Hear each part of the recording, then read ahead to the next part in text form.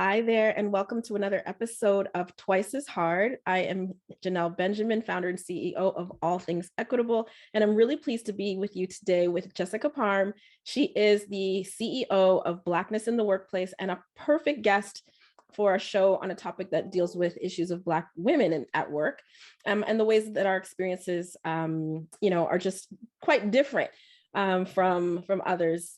Jessica focuses her work on just making improvements for Black women in the workplace and provides tools and resources and guidance and a whole host of support. And I'm really pleased to be with her today. So thank you, Jessica, for being with us today on the show. Yeah, thank you for having me. Thank you. Not a problem. So Jessica, I know you're out in the West Coast, the place you just moved to. What are you seeing, I guess, in terms of, just trends right now in the United States around how Black women are being perceived at work? And what's happening for us? So how Black women are being perceived at work. So I my own story here. I am originally from the West, so I'm originally from Milwaukee, Wisconsin, and I moved out to the West Coast, so I live in Seattle.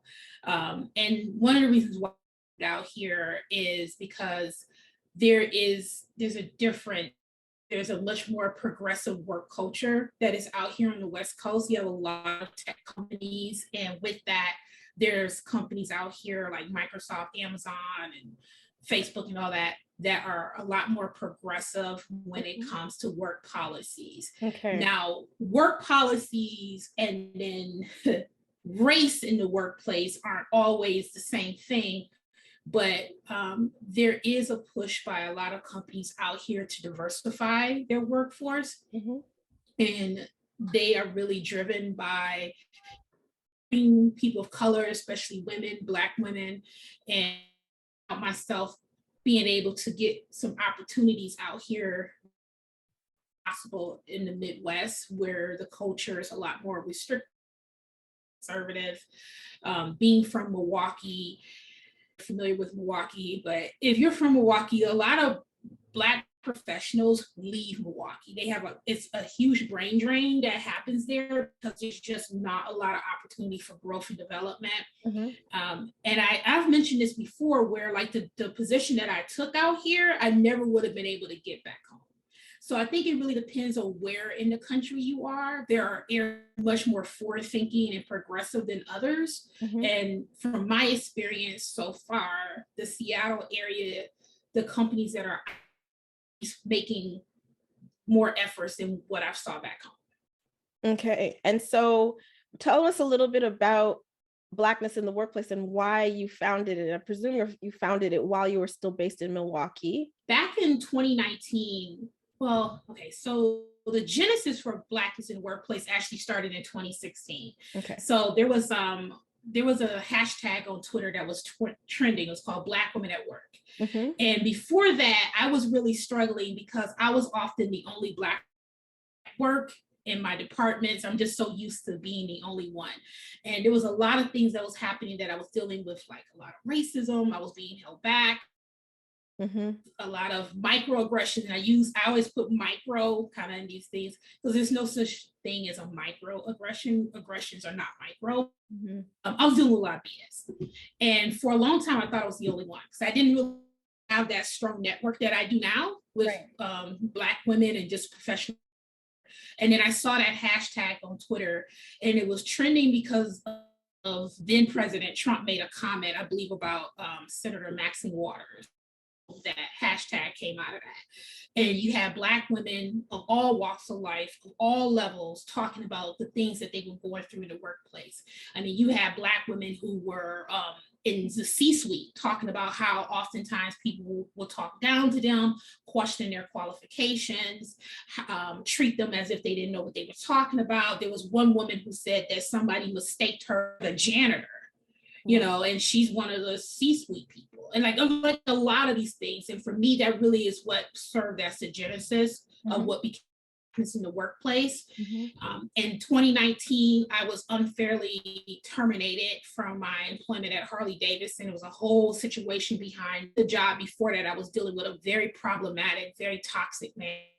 and I was burnt out and I was really frustrated. And I knew I was going to eventually move out of the state because it was just a common theme that we all were dealing with. Mm-hmm. And I started blogging, and that's how Blackness in the Workplace initially started. I was just blogging, just talking about my experiences as a Black woman in the workplace, and then just giving advice. Yep. And then from there, I just said, this needs to be bigger. Because so were you still at Harley Davidson when you started blogging, or were you out already? So I started writing for Your Corporate Black Girl, which is a site created by somebody else, and I was blogging. And what happened was I wrote an article about keeping receipts. And the reason why I wrote that is because what is her name? Omarosa? Yes. she got on TV and she was talking about these things that happened, and then people was like, that didn't happen.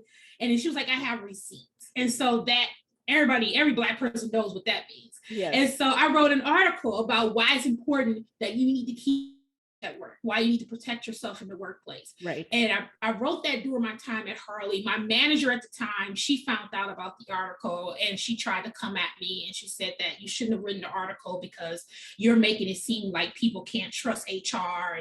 And I was like, you can't, you know what I mean? And so that started. Blackness in the Workplace started after I left Harley.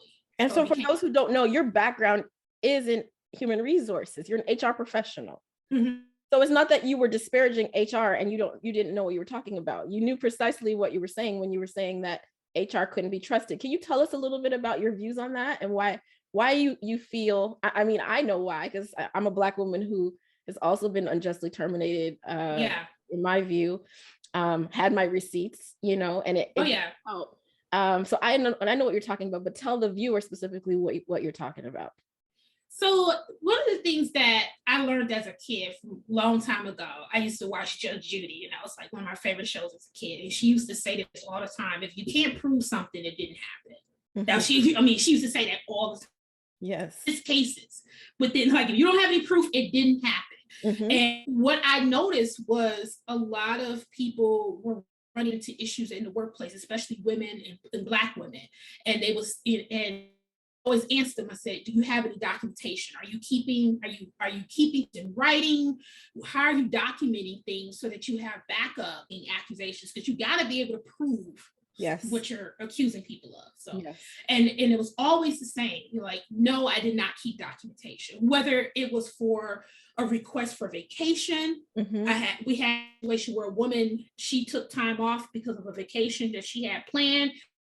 She told the manager about it. The manager approved it. And then the manager came back and said, I never approved it. And so when I went to her, I said, well, did you put this in writing?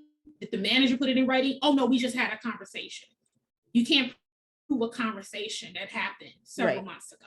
Right. Even though I knew she was telling the truth, mm-hmm. but I can't go off of that. And so what I wanted to do with that article and with my background is really help people understand the role, first of all, what the role of HR is. There's really no such thing as what we call security anymore. No. And that you really have to go first and protect yourself when you are dealing with managers.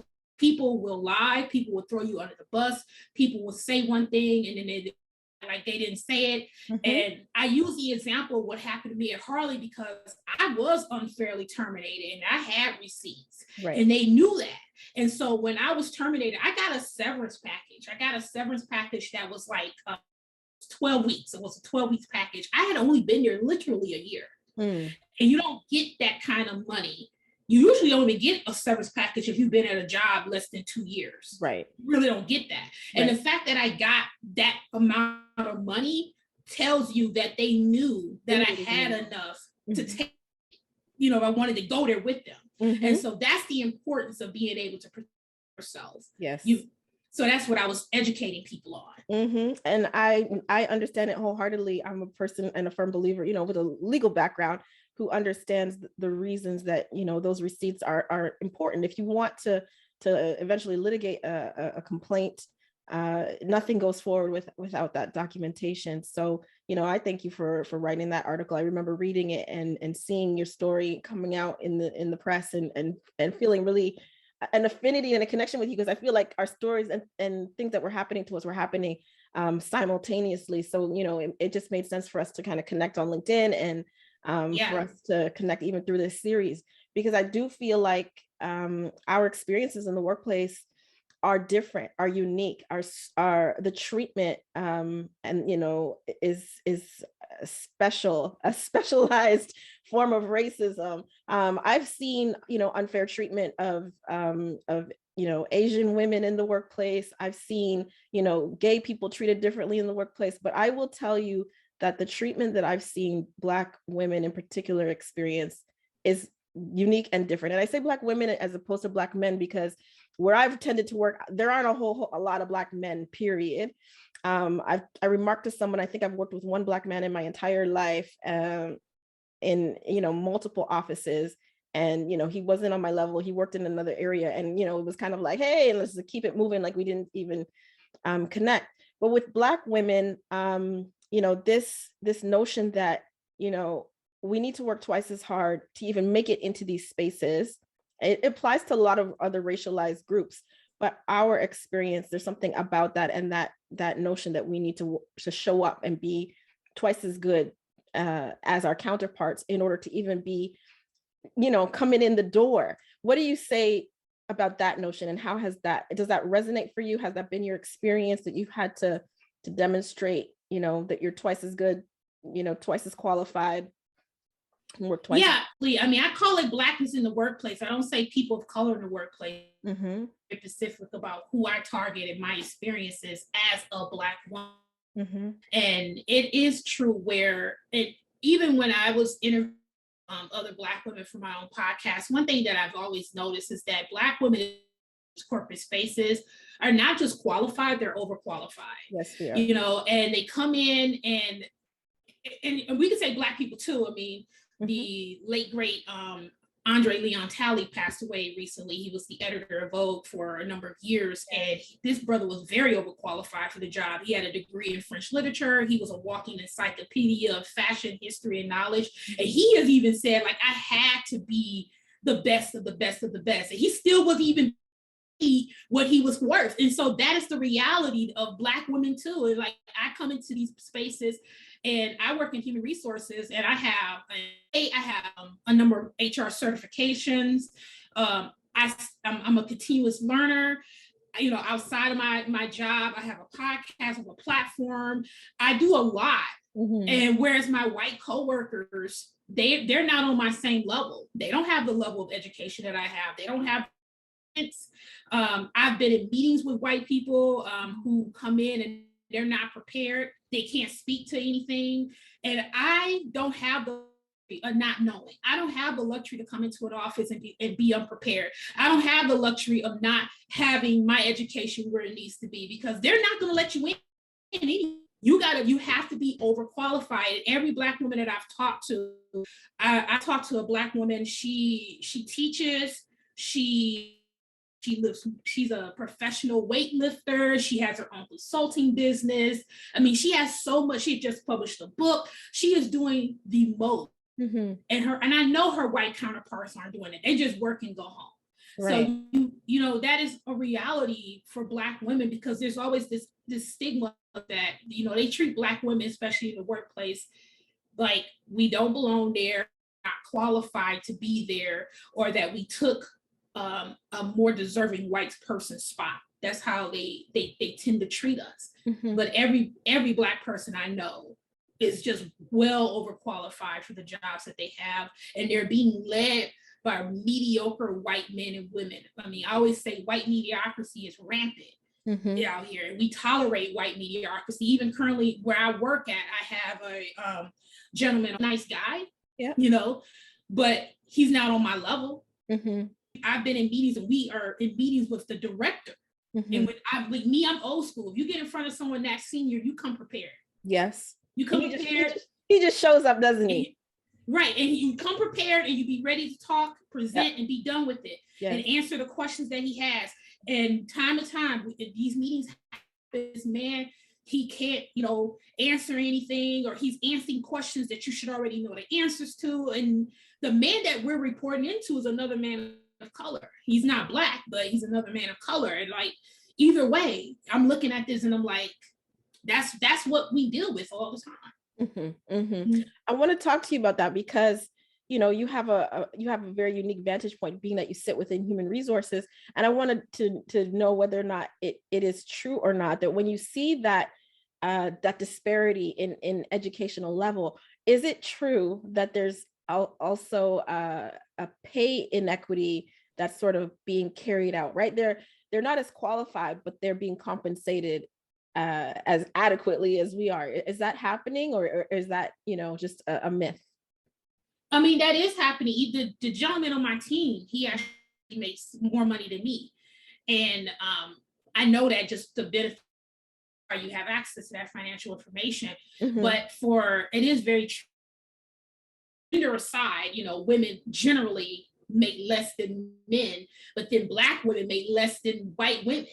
And again, Black women come in, if you look at a Black woman's resume, especially in these corporate roles that exist, they are the ones with the master's degrees. Like, mm-hmm. Black women are actually the most educated segment of the population. Right.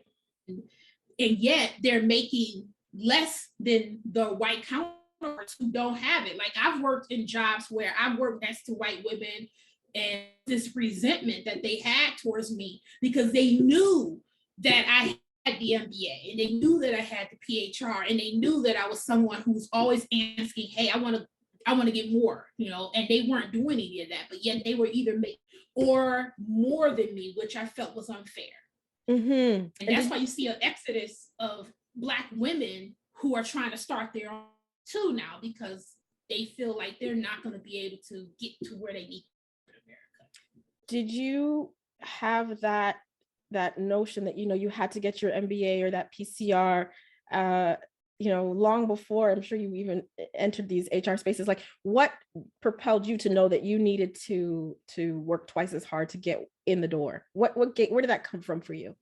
That was just the way I was raised. My father and mother always put that on me. It was always an expectation that I go to school. There was always an expectation that I like my parents of my siblings. And so my parents always had a very straight path that I was supposed to take. It was like, you go to high school, you do this, you do that, don't have no kids, just don't worry about marriage, go to school and get what you got to get.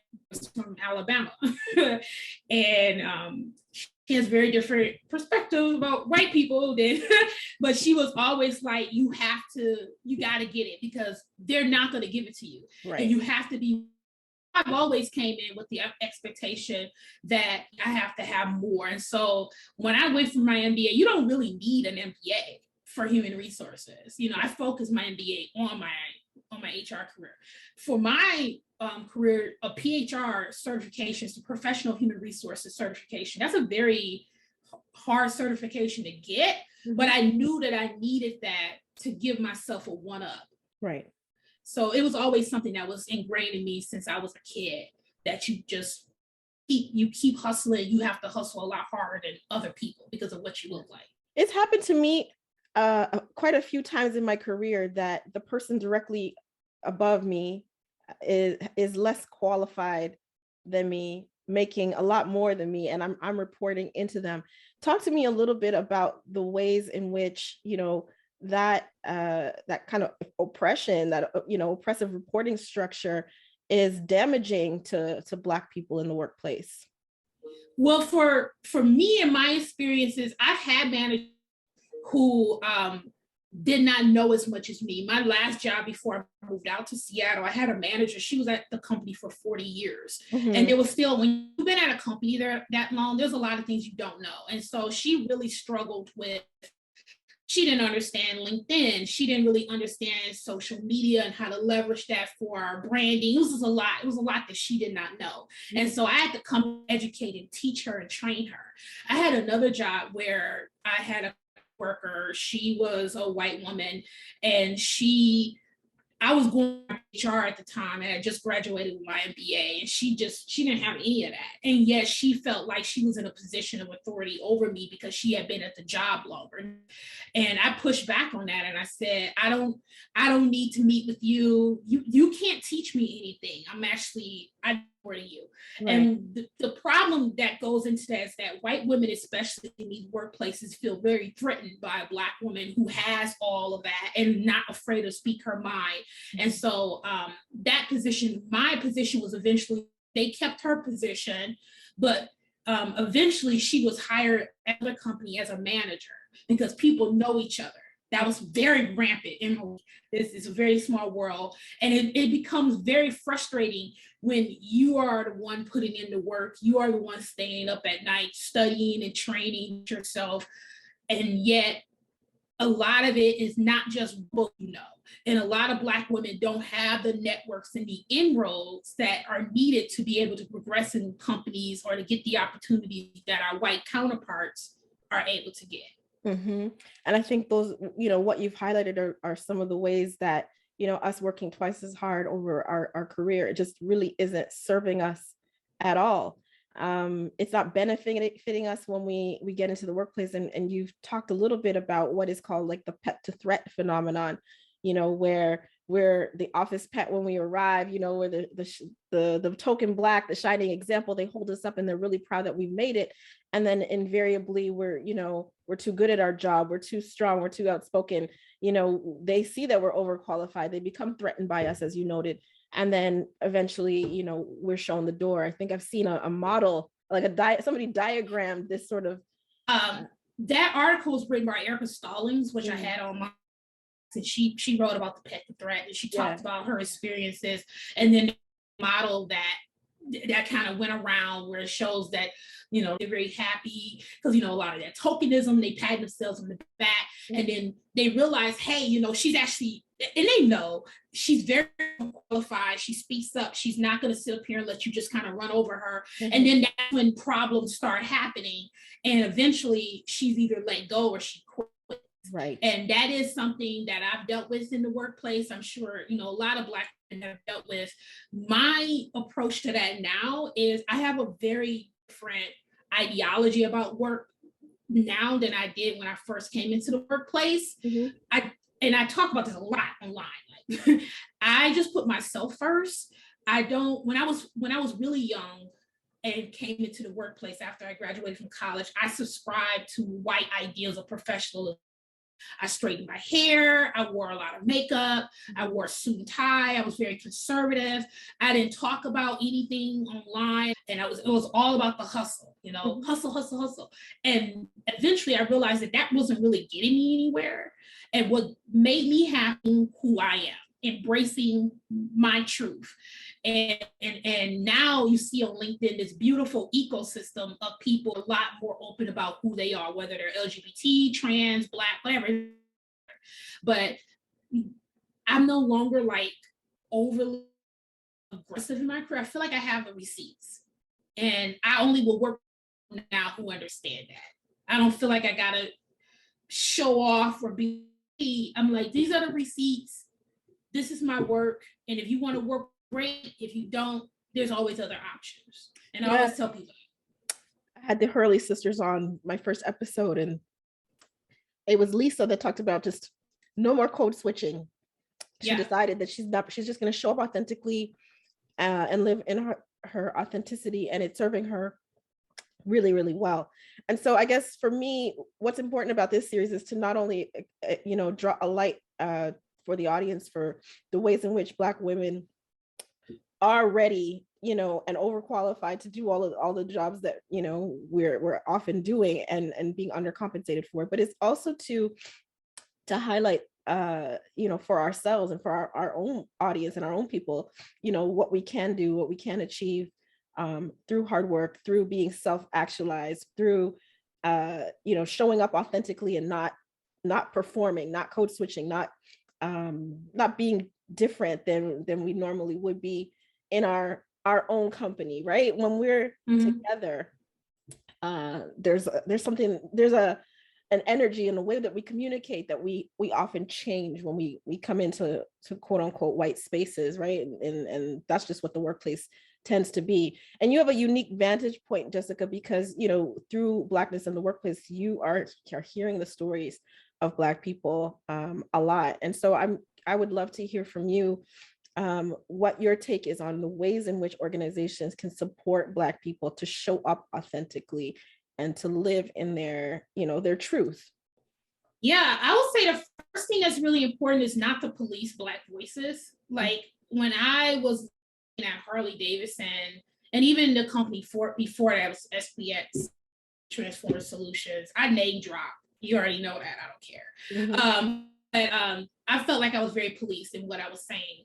And when I was trying to speak up, it felt very threatened by that. So if companies are very serious about the movement, with diversity and inclusion, it's really important not to police Black voices, number one. So if you see one of your employees about their workplace online and really talking about kind of the things that they're experiencing, the worst thing that you can do is go in there and tell them how to think. White people have a tendency to try to police Black people voices and centering themselves. Can't have that anymore. It's not about you, it's about us.